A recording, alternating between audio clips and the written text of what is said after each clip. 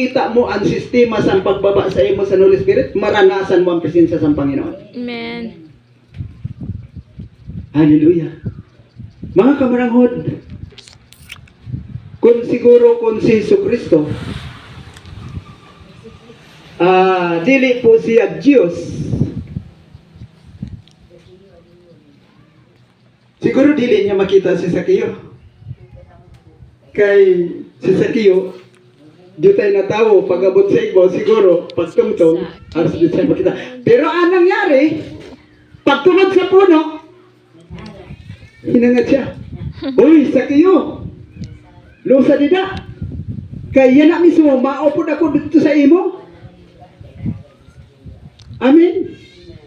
Susugad po sana. Pagbaba ni Zacchaeus, grabe po niya lipay na enjoy niya na si Jesus Christ tinawag siya. Kag si Zacchaeus, pag-abot sa balay, nalipay siya. Gindulutan niya, gimpakita niya sin maayos sa Ginoo kung gaano niya kaimportante si Ginoong Hesus. So balikan po natin ang sinabi po sa sa John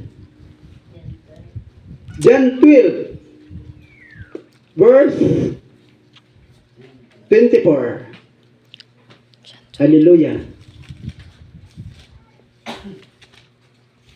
So ang sabi po sa verse 24,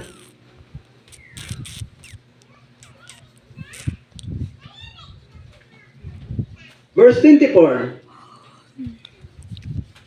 So sabi po sa 24, tandaan ninyo, maliban mahulog sa lupa ang butil ng trigo at mamatay, mananatili itong nag-iisa. Ngunit, kung mamatay ito'y mamumunga ng sagana. Mamumunga ng marami, sabi sa Tagalog. Amen. So kung sabi yun, an aton personal, kung dili po natin ini-submit, dili natin i-under sa Ginoo, at dili po ini natin hatagan sin connection or function sa aton Ginoo, at dili po ini siya mamatay personal sa literal, dili po mamumunga ang aton buhay Kristiyano. So, ang sabi po sa Bible, mamumunga siya ng marami. Sa Tagalog version, ang sinabi, mamumunga ng sagana.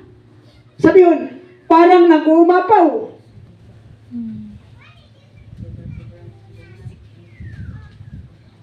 Hallelujah. Sabi ganin ni Atty. Kao, ang deklarasyon, Kauhaw. kailangan mo i-voice out. Amen.